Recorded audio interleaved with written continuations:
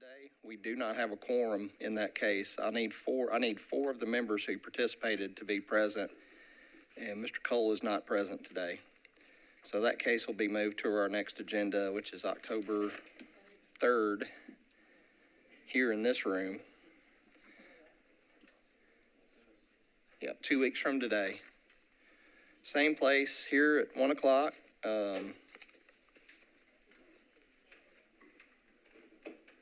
And looking at the orders, I'll have only one member who could participate. He's going to have to watch videos to catch up to be eligible to participate, Mr. Ransom. Miss Davis is happy to say had her baby, so she's going to be on maternity leave for a little bit of time. So if you're here for case 72, Mr. Howington's case on Highway 70, we will see you on October 3rd.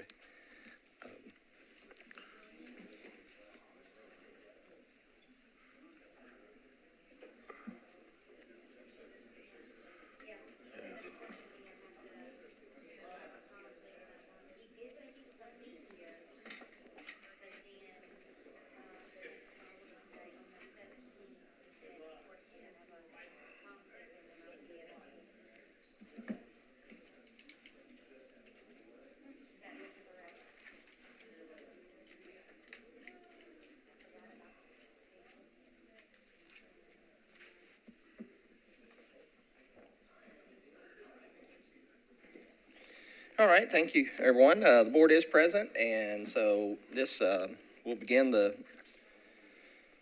Metropolitan Board of Zoning Appeals regularly scheduled meeting of September 19th, 2024. I'm Joey Hargis, the Metro Zoning Administrator, and I'll be presenting the cases for review in today's public hearing. The board does ask if you would please put your phones on silent or vibrate so as not to disrupt today's proceedings. We'll go over all the cases and set for public hearing today. We'll talk about any preliminary matters. I just mentioned one before we got started, but I'll cover any others that we have. And the board does have a consent agenda. So prior to the meeting, the chair reviews the cases on today's public hearing, and if in chair's opinion, the application meets all the requirements required for a variance or special exception or the type of case it is, and he feels that testimony would not alter the material facts, he'll recommend the case to the rest of the board for consent agenda. I'm going to go and call those cases now. So if you are here for any of these next cases that I'll call, and you're here in opposition to the case, not the applicants, but the opposition to a case, raise your hand, please, when I call these case numbers. The first case recommended for consent is case 2024-108.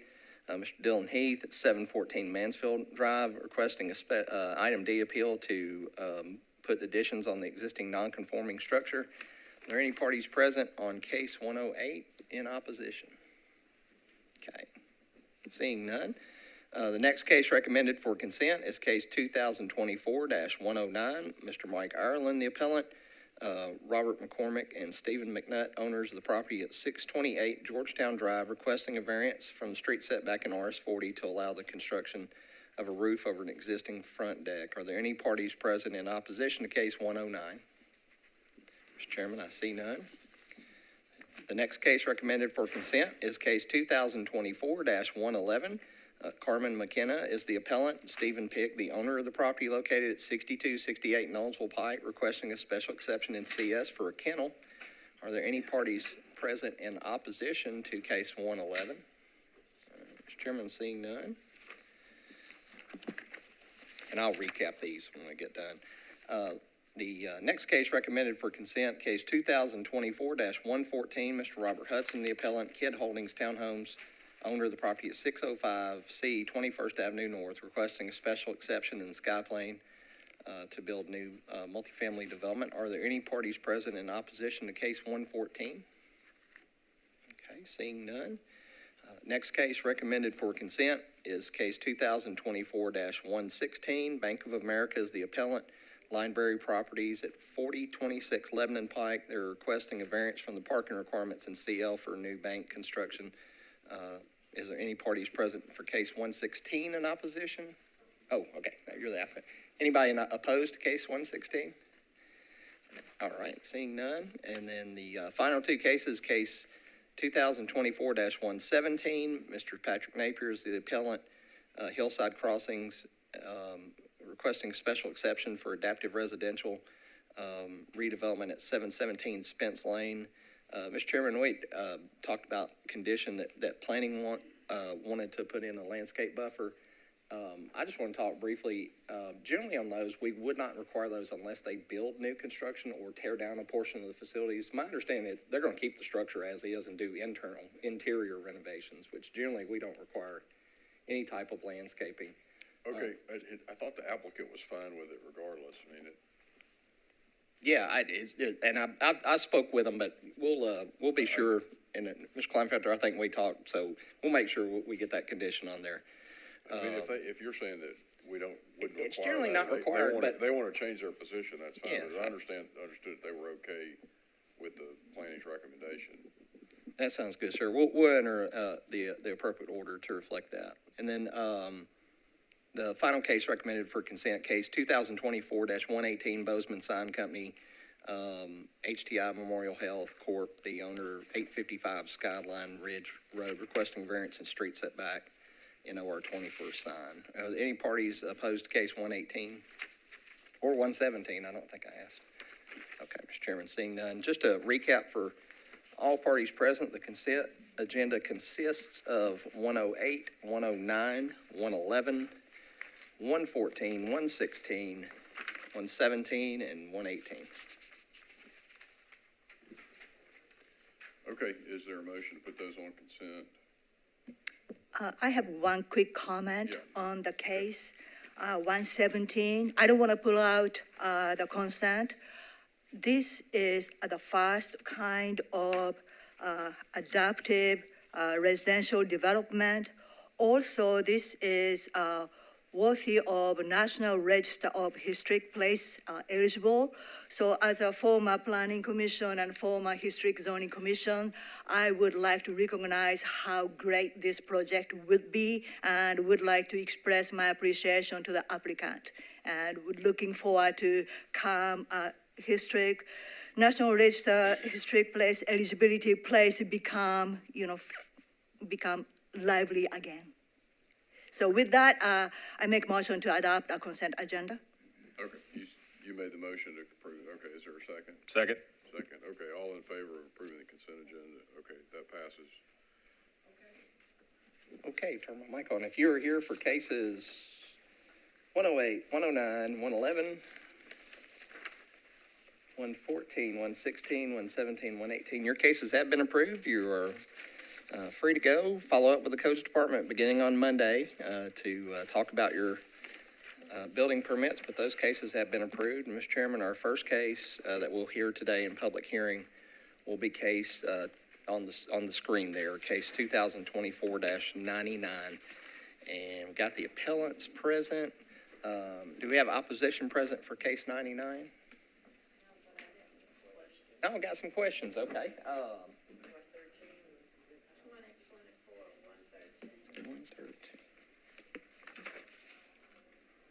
Okay, well, that case will be heard in its regular order on the agenda. I'm happy to, after the announcement, if you got a specific question, I'll be happy to answer. If it's something Do they have questions about this case? No, sir. Okay, It's okay, another all right, case. yeah. That's So there's forthcoming. no opposition to this? No, case? sir, there's not. All right. So in this case, this was deferred from the last meeting.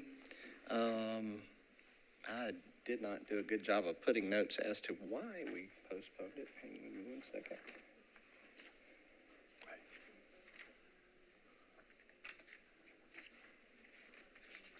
I believe the parking study was incomplete at that time. Yeah. Yeah, you're right. Thank you. So I think that has been done. So they're back on the agenda for you. And I'll just briefly go over the photographs just to refresh the board's memory in the case. Subject property you see here is my pointer. There we go. This is the subject property that the church owns at the corner there. Foster, and This is the site plan submitted by the applicants. The existing church located here, the new construction will be located on the north side of the property, reworking some parking along Foster Avenue. And this is views of the subject site upon my visit from the first hearing back in July. The adjoining property across the street is also a church as well. And then a view looking north. This would be the location of the construction area on the property, north side there. But I'll leave the site plan up. Mr. Henry, Father, if you guys want to identify yourselves and make your presentation, you have 5 minutes to present your case before the board. Thank you. Mr. Chairman, members of the board, Sean Henry, 511 11th Avenue North, representing St. George Coptic Orthodox Church. They've been operating on this property since 2011, and this property goes back to 1957. Originally, it was the Woodbine Church of Christ that was operating out of this structure. And over time, additional property has been acquired. The Metro Council actually closed a portion of this alley on the back side of the property, running north and south, used to extend all the way through to J Street. Metro Council abandoned that because the church owns both sides of that property. And that allows them to expand that parking area a little bit to the right and put in new striped spaces in that area. But also importantly here is the construction of the new building in the area where they now operate essentially a playground. I mean, there's tennis courts there, there's a ball field there, and this will allow them to build that structure there. I provided a letter to you all that sort of runs through the general requirements for a special exception, because in this case, which is a bit unique for special exceptions that come before you, an existing religious institution that's been operating there is only subject to the general requirements. The specific detailed requirements are not applicable in this case. And we highlighted both with the attachments and exhibits to the letter, the elements of this proposal which satisfy those general conditions. The architect provided a really good letter and description of what it is they're doing and how they're doing it. And there's some imagery that you may have in your packet. They submitted a color packet showing images and architectural elevations. Very attractive proposal. We would like to retain a few minutes. Since we only have 5, we'd like to retain a minute at most for rebuttal in the event that there's opposition. So, Yeah, I don't think there is. I don't think there's any opposition. Is there none? So Okay. Yeah. Okay, I'll stop anyway and turn it over to Father. Sure. Thank you, sir.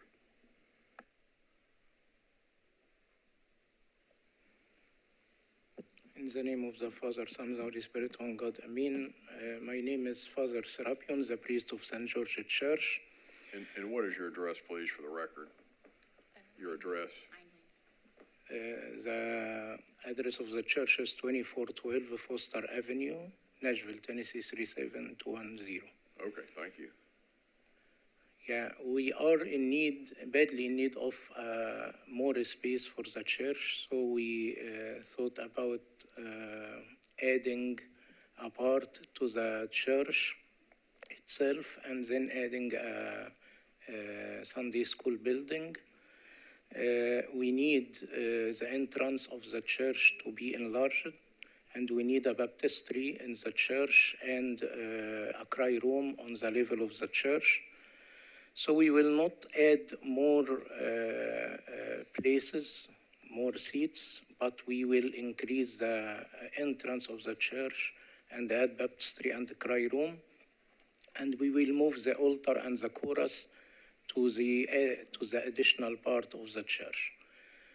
For the building, we need to have a gym for our kids, because there are several accidents happened while they are playing. So we need more safety for our kids. And we need also a hall for the congregation to have gathering social activities and more Sunday school classes, because we have many services at the same time and we don't have enough rooms. We have choir, we have deacon school, we have Sunday school, we have church board. We have many activities, Bible study. This is done at the same time, and we don't have more space for it. So we need in the design of this building, we add a floor for classes and a floor for a hall, and the other side for the gym, which take 2 stories. This is the purpose of making the Sunday school and the expansion of the church. Okay, thank you. Thank you. Hello. Thank you guys for being here. My name is Marina Zaki, and I live at 1301 Burton Valley Road, 37215. I'm a pediatrician and a member of the congregation for the past 13 years. I attend the youth meeting Sunday and Friday, and I see the youth, and they're in dire need of extra space that they can come together under the supervision of adults so they're not in the streets. The new building creates a safe space for good values that can provide the youth. And then we're providing sports, reading, crafts for them in this new building so they can be gathered in there. We want the youth to come together in a community and godly instead of being on the streets where they're exposed to different neighbors and exposed to violence and potentially addiction in other places. So this building is a perfect solution for our youth and children that are already existing in the church that are in dire need of this space. It increases safety big time so they're not in the streets and crossing and being exposed to cars. It provides comfort to our neighbors by reducing the noise from the youth being outside. And then it creates a privacy for the children and for the neighbors as well, so they're not around their yards. This is why I think this is, from a safety perspective, it's a dire need. Thank you for your time. Thank you. Any questions, members? Okay, we'll close the public hearing. Y'all might want to stay up there in case we reopen it for questions and discuss. I mean, they meet all the requirements, and I think I appreciate Mr. Henry's letter pointing out. We hear a lot of these that are under the religious institution special exception provisions, but I appreciate clarifying and pointing out this as that pre-existing, so the standards that have to be met are different. And I've reviewed the materials, and I think that they've met the standards. Just to note, for the record, there was some letters of opposition in the packet, but the items that they raised are not things that are within the purview of our consideration here. So I think just to make it clear that that's not something that, I think there's actually a case law about involving the mansion, Mr. DeMumbrian's mansion, that, complaints about someone as a neighbor or trash aren't properly considered. So, I think I'm satisfied with the request. I'll make a motion then that we approve the special exception. Second. There's a motion and a second. Any further discussion? All in favor? That passes. Okay. Good to see you all. Thank you. Thank you so much. Thank you all for coming. Okay, our next case for the board today is case 2024-110. It's the Gallatin Hotels, the appellant 2518 Gallatin Partners LLC, owner of the property at 2510 Gallatin Avenue, requesting a variance from the street setback for a ground sign referred to the board under section 1740-180. Are there any parties in opposition to this request? Mr. Chairman, seeing none, I'll go through our slideshow first and then turn it over to you and kind of give them a history. Let's see. Mr. Chairman, on the last case, I realized that I started the clock and the numbers were upside down. Yeah, I saw it at 3:12. So my bad. Yeah, it was. No, it's fine. Okay. Let me get those up here in front of you.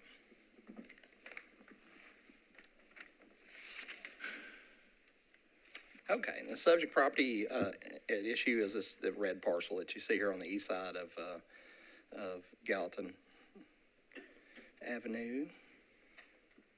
And the issues with the street setback on the sign, well, and I'll show you some photographs that here. It appears that there was definitely a ground sign there for many, many, many years. When we looked at the aerial photos for this case, it appeared like the sign had either been demolished or reconstructed. And I'll show you those photographs, but I'll let the applicants kind of talk through that. But this is the sign as it was on my visit on the 12th.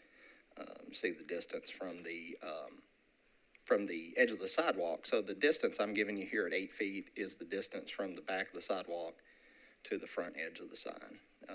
From that point, it's probably another 6 or 7 feet till you get to the actual pavement of Gallatin Avenue. But this is kind of the two photographs I want to show you. This is around February of 2021, about the time major renovations were going on the property. There was this ground sign that was present.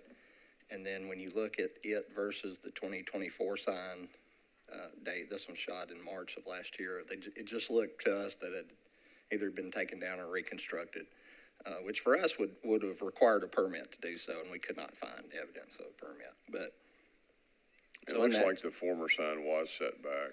It looks like it was a little further back feet.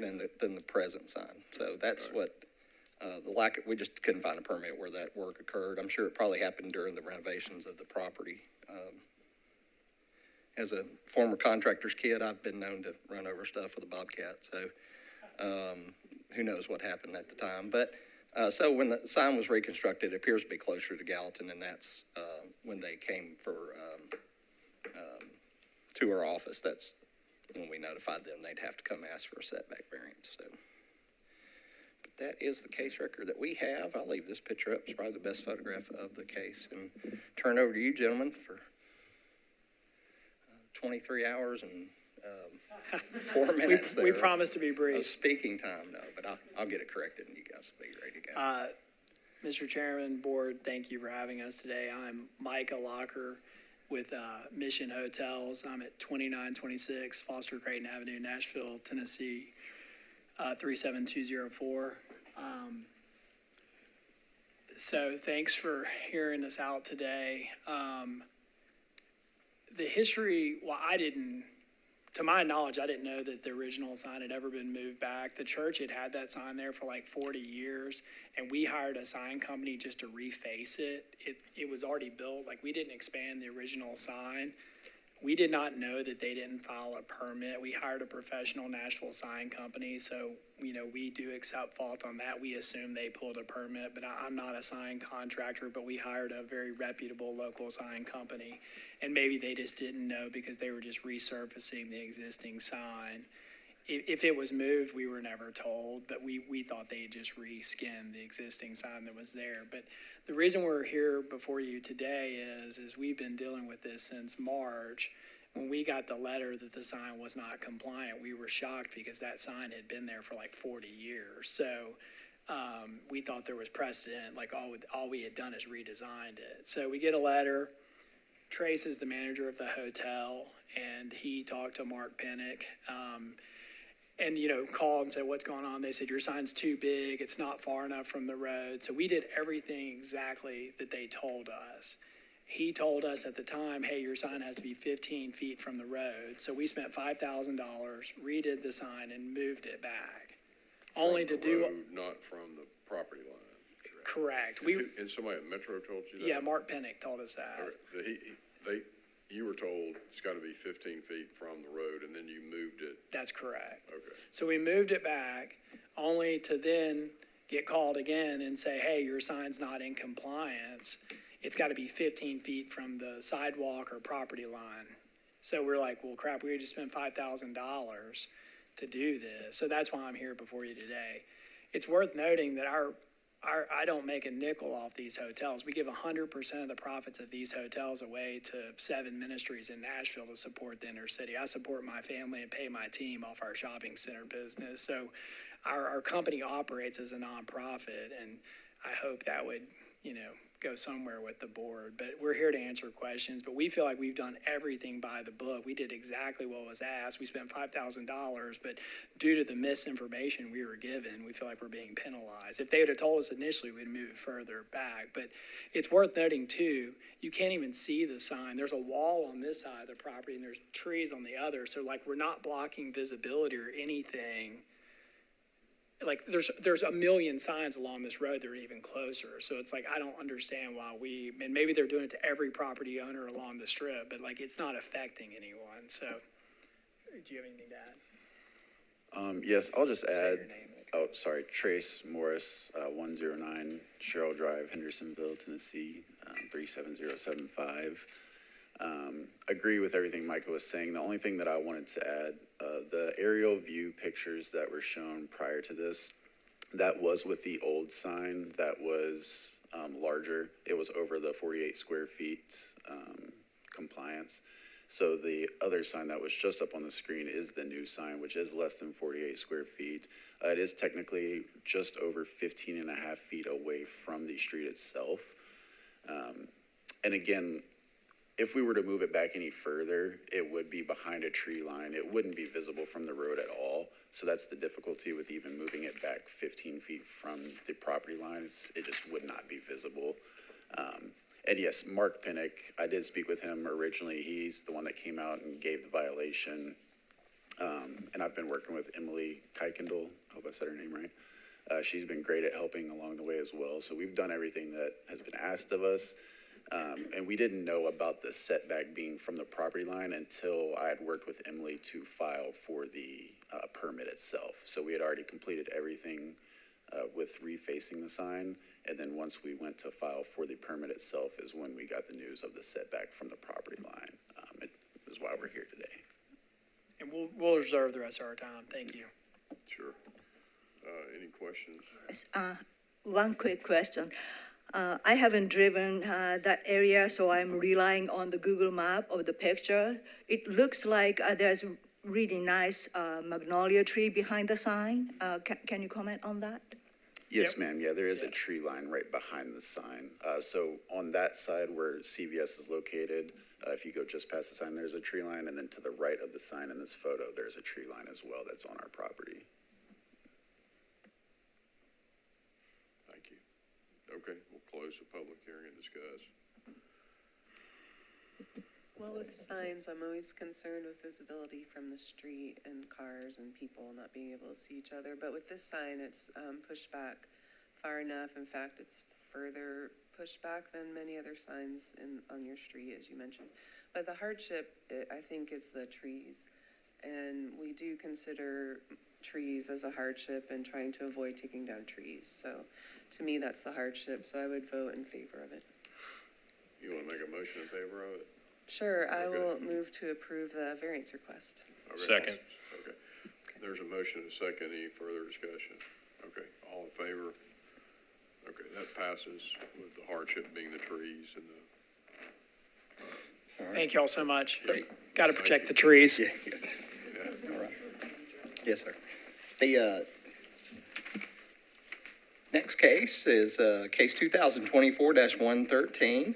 Mr. Brian Banks, the appellant, Titan Development Group, owner of the property located at 701 Douglas Avenue. They are requesting a special exception in the CS district. This is an adaptive residential development, but the special exception request they're requesting is about the C-type landscape buffer along the northern property boundary, and refer to the board under section 1724-040. I had a conversation, you recall from the beginning of the case, with two very nice ladies up front who are adjoining property owners. So they have some comments they'd like to make during, we'll call it the opposition time, but.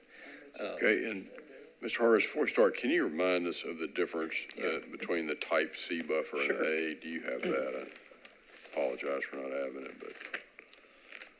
Sure, the type C buffer in the zoning code, let me pull up this, look at one note here.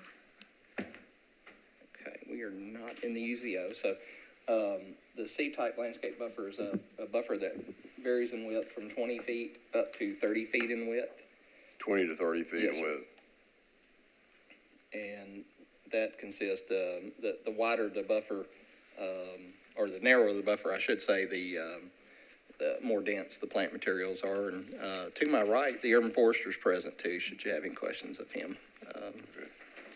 But that is our case record. I'll get the, let me go through the photographs. And Oh, thank you. Perfect. Appreciate that. let's see here.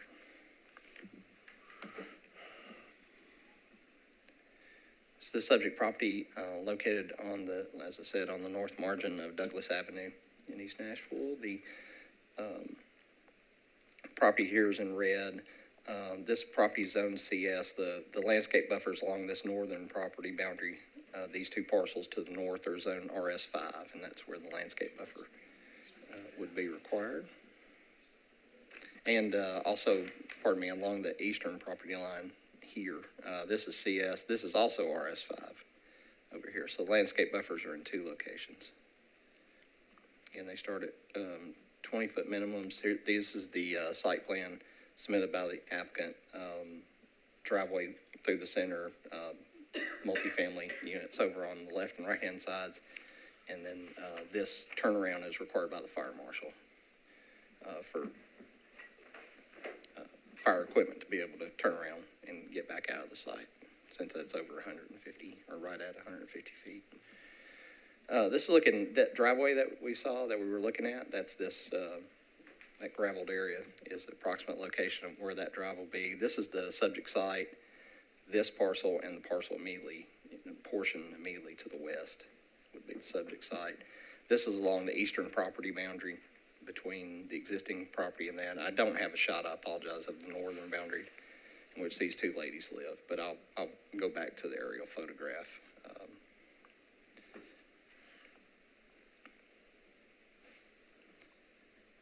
I'll leave the site plan up. With that, gentlemen, I'll turn it over to you guys. You'll have 10 minutes to present. I'm just going to turn that clock off. And we'll use my phone. You'll have 10 minutes to present. I'll stop the clock of any questions or answer period for the board, and then it'll restart on that. And I'll let you know how much time you've got. And do you want to run the period for rebuttal? Yes, period for rebuttal. So you want to save some of that for rebuttal after the opposition comes up. When the opposition comes up, you guys will have 10 minutes in total to divide amongst yourselves to speak. So, all right, with that, I'll turn it over to you guys as the appellants. Thank you. My name is Will Crunk with Crunk Engineering, representing the developer. My address is 7112 Crossroads Boulevard, Brentwood, Tennessee 37027. We're requesting, variance from the buffers as described along the north and east side of the properties.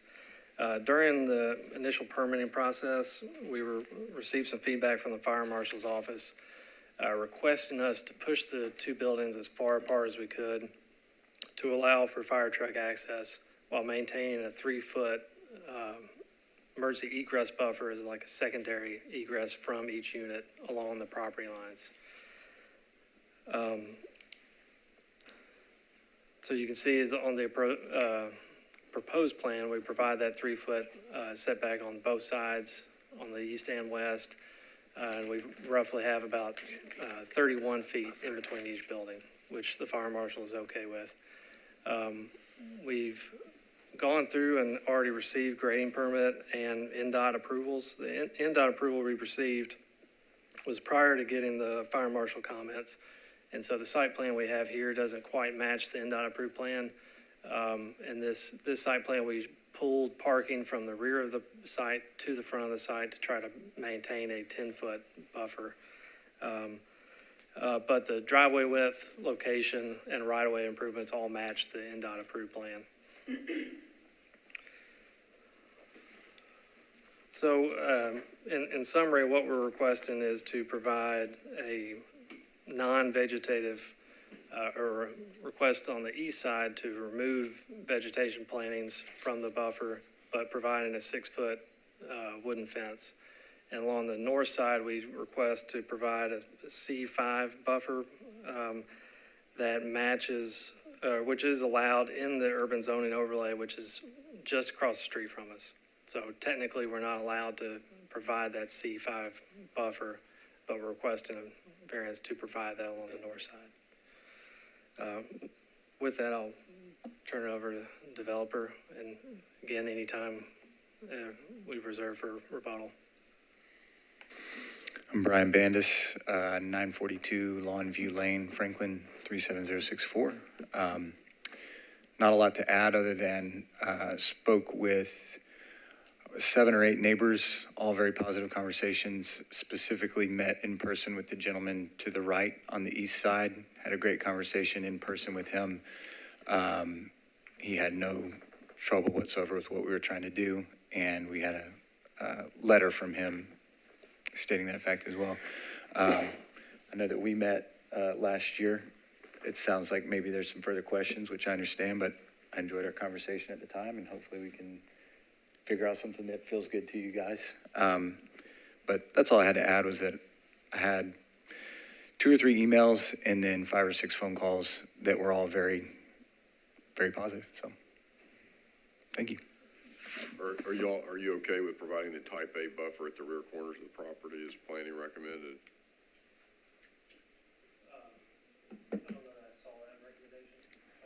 I don't know that I saw that recommendation. You said a type A buffer. They've asked, they recommend approval with the condition that you provide a type A buffer at the rear corners of the property. Yeah. You're we can okay do with that? Mm-hmm. Follow-up question. So landscaping type A buffer is somewhere between 5 foot to 15 feet. So do you have enough room to provide that in only the north corner? Yes, we do. We have a 20-foot building setback that we're adhering to, and then we have a 5-foot sidewalk adjacent to the building, so we do have 15 feet. So on the east side, you don't have enough room, but you are providing the privacy fence. Correct. Is there any other landscaping other than back of the property line, any front or? There are. We're meeting the TDU requirements to meet the urban forestry requirements, and that's providing trees up at the front corners of the property as well. You just want to make sure you are meeting all these, tree and landscaping requirement. Correct. Thank you. Okay, we'll close the public hearing. Is there opposition? I'm sorry. There is, yeah. There is, okay. Yeah. The gentleman at the table will have 6 minutes and 45 seconds for rebuttal. So. And now, ladies, yeah, please come forward. Just at the microphone stand, wherever you sit, just to the immediate right of the stand is a little button there. You just push that button on the right-hand side by the mic.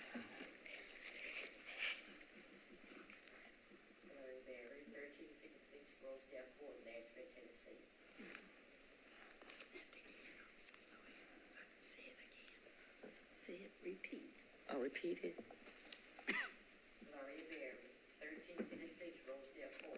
Could you push the mic again and make sure it's lit up red? There you go. Gloria Berry, 1356 Rosedale Court, Nashville, Tennessee, 37207. Ma'am, if you'll hit your button too, your red button there. My name is Gwendolyn McLean. I'm at 1358, which is right next door, Rosedale Court, Nashville, Tennessee. Last year when we met the young man that just spoke, he came by and spoke with us, and I have a 12-foot wall, brick wall in my backyard.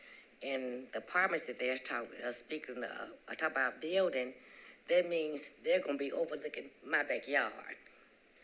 He said that they would do a retaining wall, and that's what I'm hoping they do, because trees, we're cutting down trees now from everybody else's yard. And that falls over when storms and everything.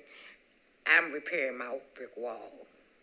So they need to put a retaining wall in the back of our house instead of putting trees. I so agree. I just had a tree cut down, which cost me almost $2,000. And there are other trees that are growing voluntarily on that property now that needs to be cut. So I would feel safer. And besides that, my house was broken into 2 years ago. So I have to have some type of wall there that they can't go through. I noticed that even with my chain link fence, which is 6 foot tall, that they cut the side, and that's the way they entered. We are dead on Douglas Avenue. We don't have no protection. This is our backyard. And so anyone can come through there and do whatever they want if we didn't have a retainer wall. The other houses, they are protected because they have other things in front of them, homes in front of them. We don't have that. So I appreciate your consideration that we get a retainer wall, no trees, because we cutting trees now. That we will be protected as well, even if they put those units back there. I appreciate you listening and your consideration. Okay, I mean, I would say we just don't have the authority to require a retaining wall. We're here today to determine whether they are entitled to a special exception and not have to comply with putting in a type C buffer. We just don't have the authority to tell them that you have to build a retaining wall. Okay. I am a citizen, and when you use in certain terms, I do not understand what you're saying. I mean, so if you would kind of break that down, you Sure. saying A, B, C, or D, and I don't know what that is.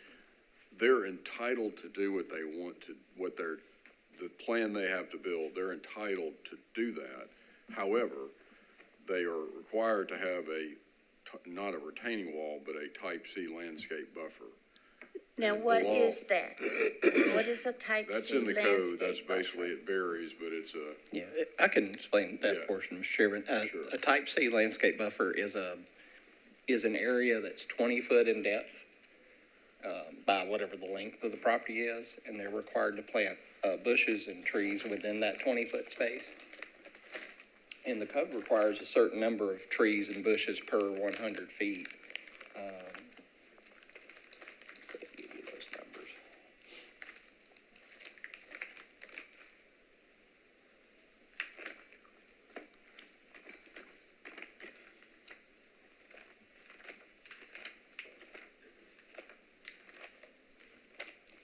It would require, let's say in a 20-foot wide area, they would have to plant 6 canopy trees, like oaks and that type, 3 understory and 24 shrubs per 100 feet in length. So each of those little sections. So let me ask you a question. Yes, ma'am. I have a 12-foot brick wall in my backyard all the way across. Those trees are gonna be planted across my brick wall. Who's gonna be responsible for the cleanup that's gonna be coming on my side? And then when it storms, the storm knocks them over. I have already paid for other people's shrubbery and trees and stuff. I don't think that's fair for me to have to clean up whatever they put down. Well, that may not be fair, ma'am. That's just not something, you'd have to take that up. If something like that happens, then you would talk with them and determine whether they'll compensate you if you have cleanup costs, and if they don't, then probably you need to talk with a lawyer, but that's just not something we can deal with today. So, or even after it happened, that just wouldn't be, our only consideration is there's no requirement that they build a retaining wall. The requirement is that they have a type C landscape buffer. But that's what But he said, promised that's what us he at promised us first. when he came to our house last year. That's what he That's what he promised. promised. Be that as may, there's just no requirement, and we can't put a requirement that somebody build a retaining wall to receive a special exception. We can make sure that they are entitled to a special exception to not put a landscape buffer, and that's the only question that's before us today. Okay. If I knew it was a better here. Okay, Thank you. thank you. Okay, you're welcome.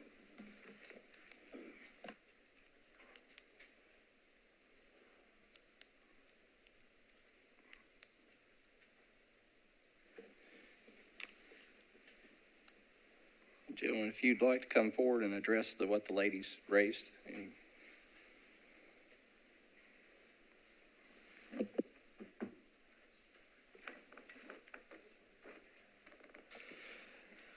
I will say before you leave, I will say, part of our proposed plan, we are providing the screen wall along, we are proposing a masonry screen wall along the north property line.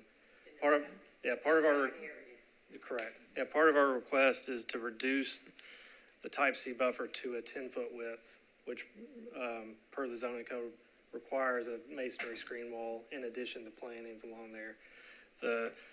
The reason we're having to request it is because the only place you can have that 10-foot buffer width is in the urban zoning overlay, which is across the street. And our property is just outside of the urban zoning overlay. So that's part of the plan we're requesting. And then, like he said, if there's any cleanup, I'm sure the homeowners will help work that out. But I don't know that we can say much else to that. Any questions for the applicant from the board? I'll add for your benefit. So if the situation you described were to come up, I won't own the properties at that point, but there will be basically an HOA in place. And in theory, ideally, they've got funds for the HOA. If some damage like that were to happen, also in theory, they should have an insurance policy of some kind. And legally, I would think it would be their responsibility. Now, ultimately, yeah, they would have to do what they're supposed to do, or you could sue them, I guess. I'm not an attorney, but if everything were to go beautifully, there's an organization in charge of the common space that should take responsibility for that in the event that a tree limb were to fall on the wall or something like that. Well, you do. I love them. So here's my 2 cents. When we met, I was open to doing some work on the walls.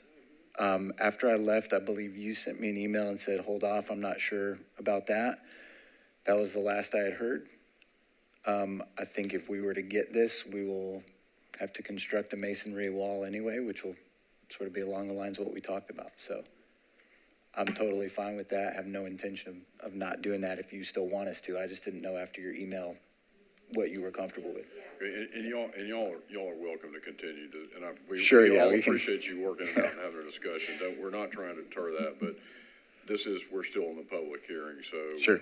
But we'd encourage you and welcome you to talk about how you want to try to accommodate them. And, but are there any further questions from the board? Okay, we'll close the public hearing and discuss. The application that was filled out was for a variance, which kind of confused me, but it is a special exception to be removed from the requirement of a type C landscape buffer. And so the special exception standard is obviously they don't have to show a hardship. And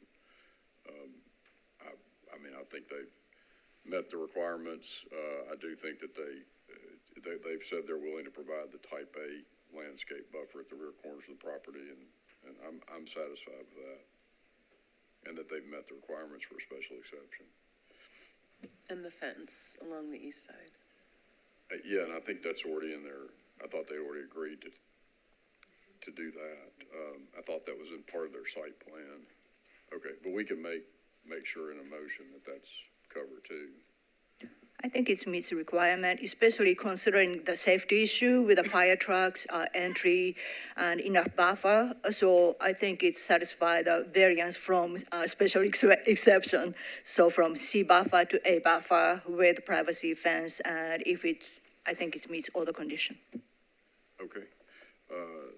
I'll make a motion that we approve the special exception with the requirement that the applicant provide a type A buffer at the rear corners of the property and construct the fence. Which side is that on this? Pardon me? East. Construct the fence that we discussed on the east side of the property. Second. Okay, there's a motion and a second. Any further discussion? All right, being none, all in favor? Okay, that passes. Thank y'all. All right, Mr. Chairman, the last case.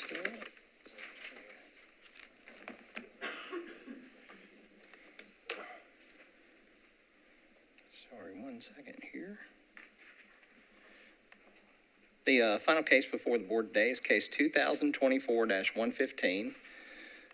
Mr. Frank Marco is the appellant and owner of the property at 3424 Springbrook Drive, requesting a variance in the street setback requirements in R10. Mr. Marco is seeking to construct an addition on the front of the residence. It falls under section 1712-030. And Mr. Marco, give me just a minute here, and I'll pull up photographs of the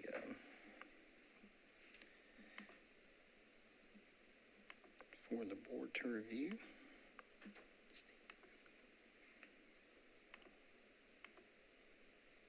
Maybe, there we go. The subject property is the front unit of a 2-unit duplex development here at this parcel.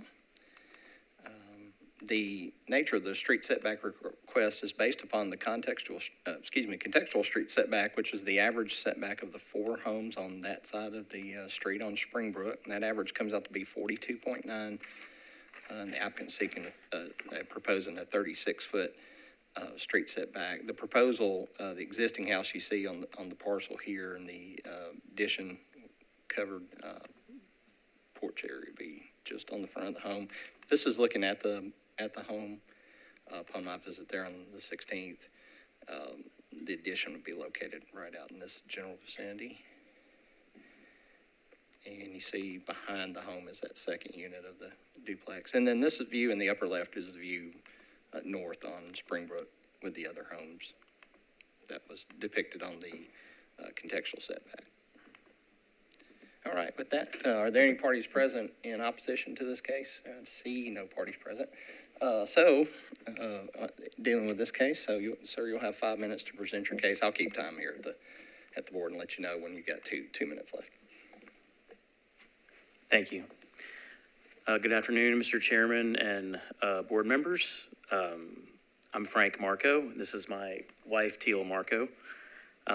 God has blessed me with engineering ability, but not public speaking ability. So I'm just going to read this statement, and then if you guys have any questions for me, feel free. I'll answer them to the best of my ability. Both my wife and I grew up here in Middle Tennessee and have lived in the downtown area for about 10 years now.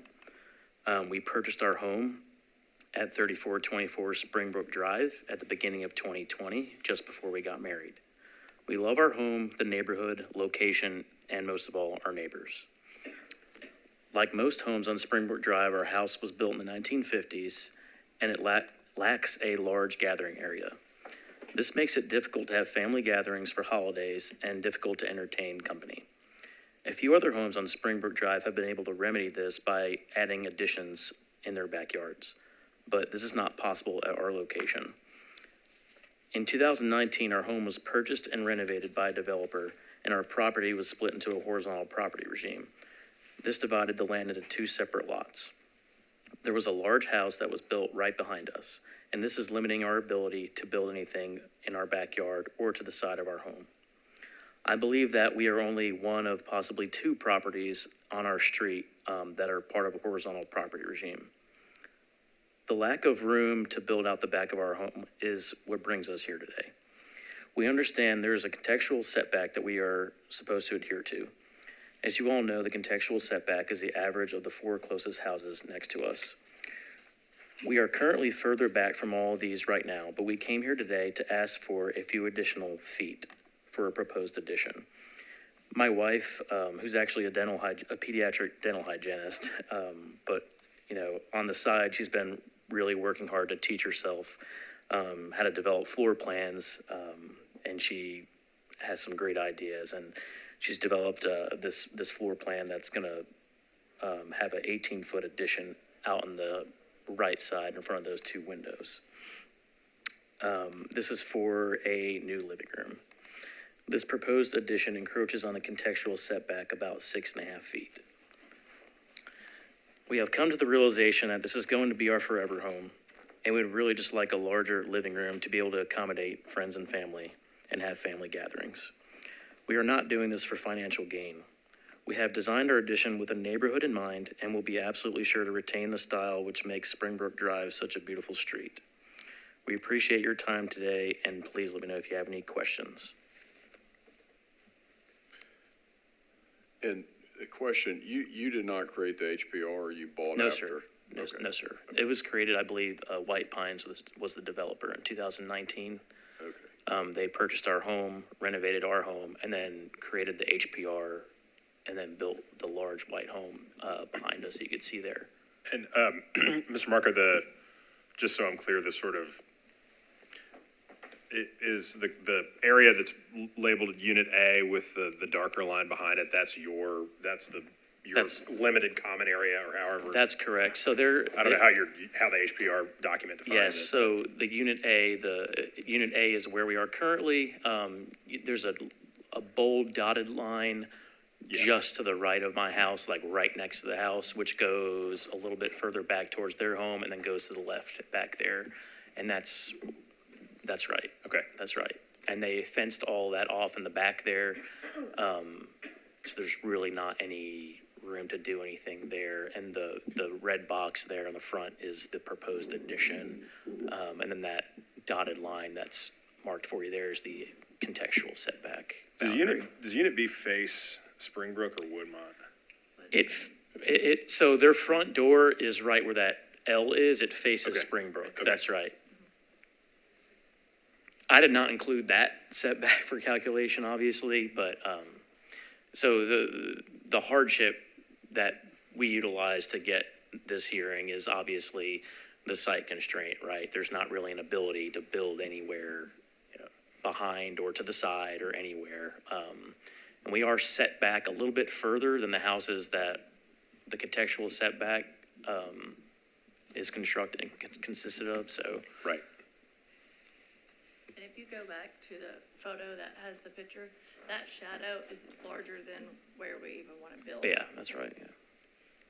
18 feet at the corner where the sidewalk is 2 feet, like towards the house. So it doesn't even, that shadow even is larger than the area we want to build. That's a good point, yeah. Thank you. Any more questions? Okay, well, and there was no opposition. All right, so we'll close the public hearing and discuss. The HPR thing has always been kind of tricky, but I mean, it is there for the purposes of, I think, the setback, their portion of this lot that they have the ability to do something on is a small constrained area. It's really like owning a half a lot. Correct. I mean, it's a weird, legally, it's an interesting thing. I live on an HPR, and so it's an odd thing, but, for the purposes of demonstrating sort of compliance, a lot shape issue, insofar as what the shape of the lot is, and the relative size compared to the other lots on the street. I think that they have demonstrated a hardship because they are so tightly constrained into the area that they can expand. And relatively speaking, the amount of the request is, 6.5 feet is pretty small. I mean, Actually don't agree. I think that's a very large request because they're asking for an 18-foot addition. So that's, a third of that? They can have an 11-foot-6 addition and meet the requirements and build it without any type of approval. And I think they also could build out back. I know there's a patio there, but there is opportunity within the property to build. So I do see the neighbors concerned with losing the contextualism of their street. So I don't think I'll be voting in favor, just putting that out there, since there's only 4 of us. So. Am I allowed to respond? Well, we've closed the public hearing, Oh, okay. so, yeah, sorry. If somebody has a question, we can reopen it. Well, it is, it's 324 square feet, which is, by my estimation, a pretty small request. I guess it boils down to, I think, Ms. Carpeneck, you don't see the hardship because you think they can go out back. I don't. I'm just being honest. I think there's other opportunities, and the contextual street back is important, and it's important to the neighbors that wrote in. Yeah. So that's where I am. I just want to be honest, since there's only 4 of us here. I'm kind of persuaded by the applicant, not because it's HPR, but of course it's HPR, but constrained by driveway. So they cannot expand to the side because of the driveway.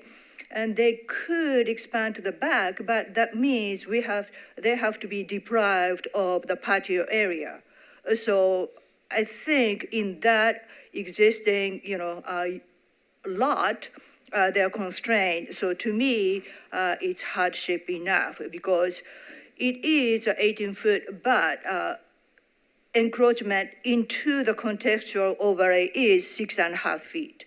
So to me, it's kind of don't want to say only, but kind of, only 6.5 feet.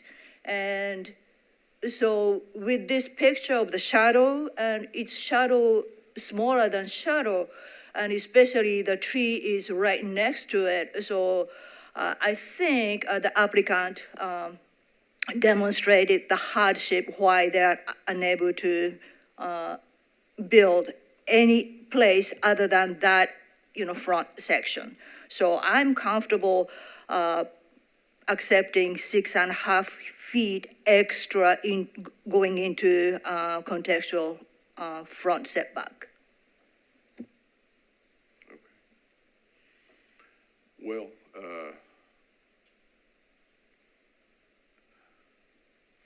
yeah, I mean, I think that I do think having an HPR is like having half a lot, and to me, that could be a hardship, probably is in this case. I see Ms. Carpenek's point. I think it's a close case, but I think it's such a minor ask, 6.5 feet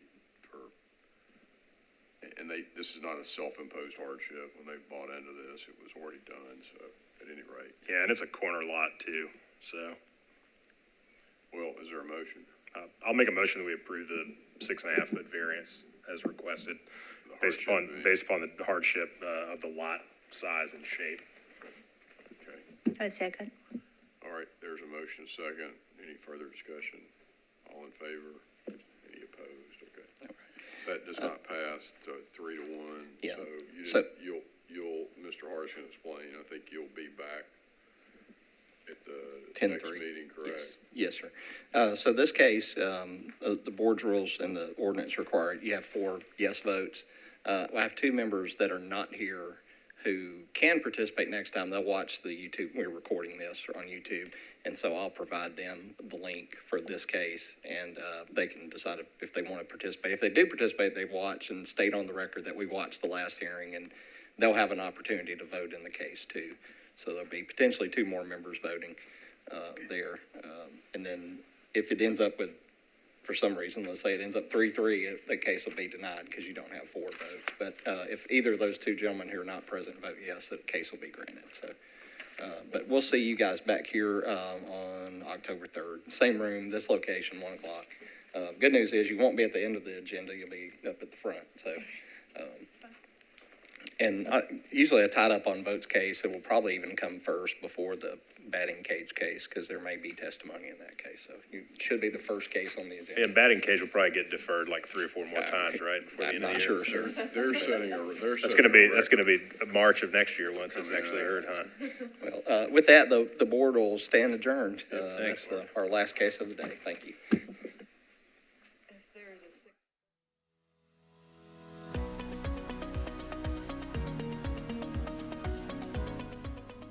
This has been a service of the Metro Nashville Network. If you would like to see this presentation again, or for more information on this and other programs, visit nashville.gov.